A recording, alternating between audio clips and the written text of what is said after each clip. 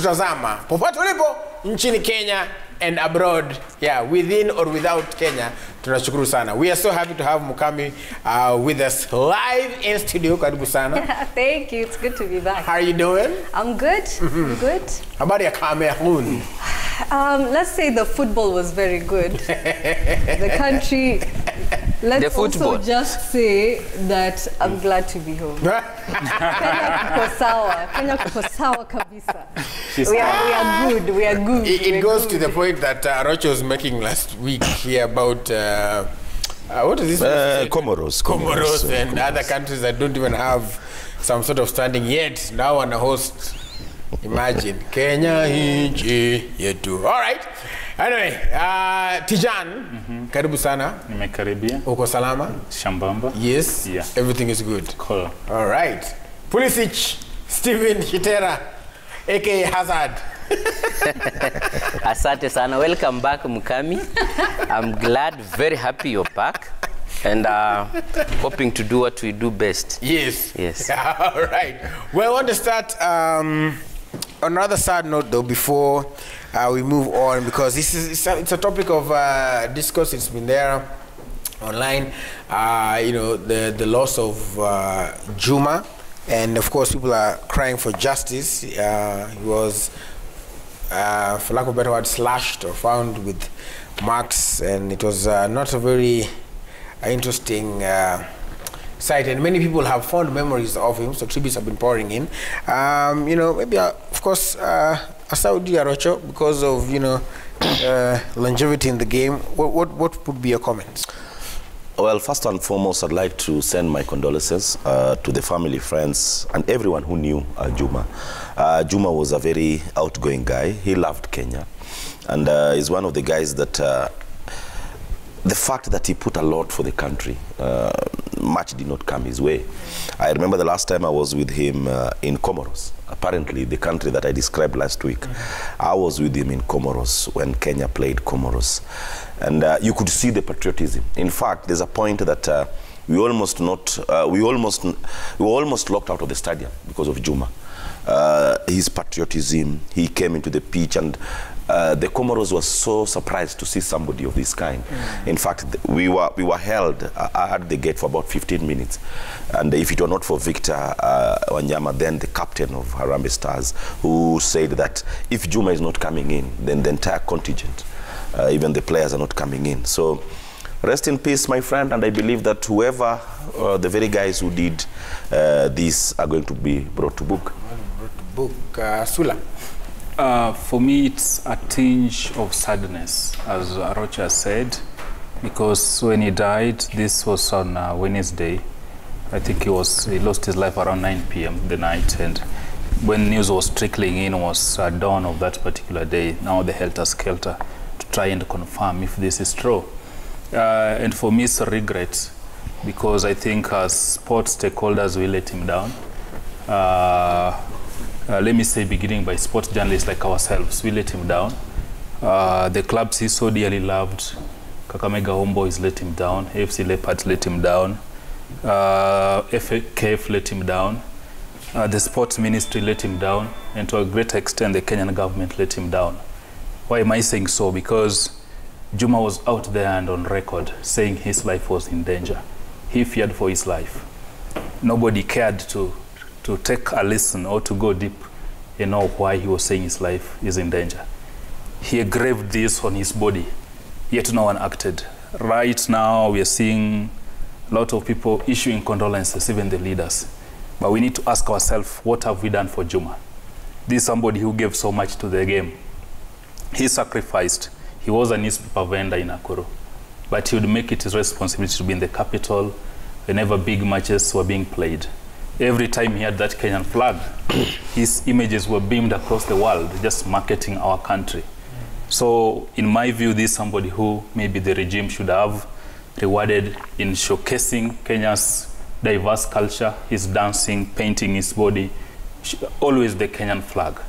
So he loved the game so dearly. But I think, as I said, we've let him down.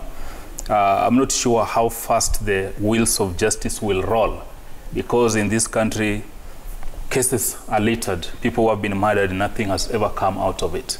So probably if the responsible persons are watching, they need to ensure that no stone is left unturned and that justice is served.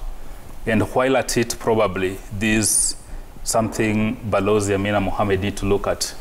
In Mumias, in his village, what can we do to ensure that his memory is kept alive, to ensure that sports and the love he had for soccer is advanced, and probably setting up an academy in that part of the world, naming it after Juma, pumping in all the resources needed to ensure that it is carried. Lastly, he's left behind a family, and we also, the humble beginnings where he come from, he's been murdered, but what chance does it leave to his kids? Will they have an opportunity probably to compete for what life has to offer? Maybe, maybe not. They can only achieve this if they get access to education, they're empowered, they're equipped, and probably they have that chance to carry on the legacy that their father left. All right, Mukami?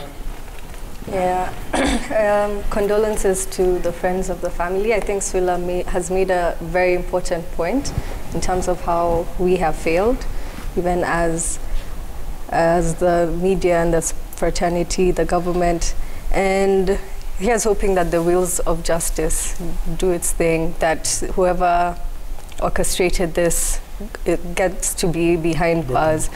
But just remembering him, you know, we've just seen those pictures of him dancing. Yeah. He's 58 years old. You can imagine a 58-year-old dancing even better than me, better than a lot of young people. He was even featured on CNN as a super fan, the biggest football fan in the world. That was what he was saying, and that was before the 2010 World Cup. So it's been something that he's been doing for a very long time. And you know, at AFCON, every match in the stadium had a fan of the match.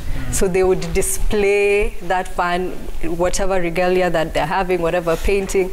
And I have no doubt if Kenya made it into the AFCON, he would have been the one on that board winning that prize, representing Kenya. And yeah, he'll be missed. Quite an unfortunate incident there. I think the people who did it were very ignorant because they didn't know who they are killing. They have snatched the football fraternity, a very important resource in football. I produced a feature on Juma. He used to walk from Nakuru to Nairobi until he secured a ticket with one of the transport agencies who ensured that his transport from Nakuru to Nairobi was assured. But before, he used to walk from Nakuru to Nairobi just to make sure that he attended any Harambee Stars match or any FC Leopards match. The government should move with a lot of speed to ensure that those people are brought to book, because if there is anything that you have differed probably with a person, I don't think that in the Kenyan law it is permitted to take it up in your own hands and ensure that someone's life is gone, and in such a brutal manner that they did it. And to me, it's the highest time, as Swila said, the government showed us that yes, we will go after them, and definitely they will have a better share and taste the bitterness that they prepared, because indeed that is what they have done. To the family and friends of Isaac Juma, mine is just condolences. Rest in peace, Juma. He was a very close person to any sports journalist in Kenya, any football lover in Kenya, and indeed, as Swila again said, we have let him down. He really cried for his life. Security agencies did not act. Probably maybe let them act in his death and ensure that justice is served. Right, well, again, our thoughts and prayers with the friends and family, and like everybody has said here, to the security agencies, we hope that they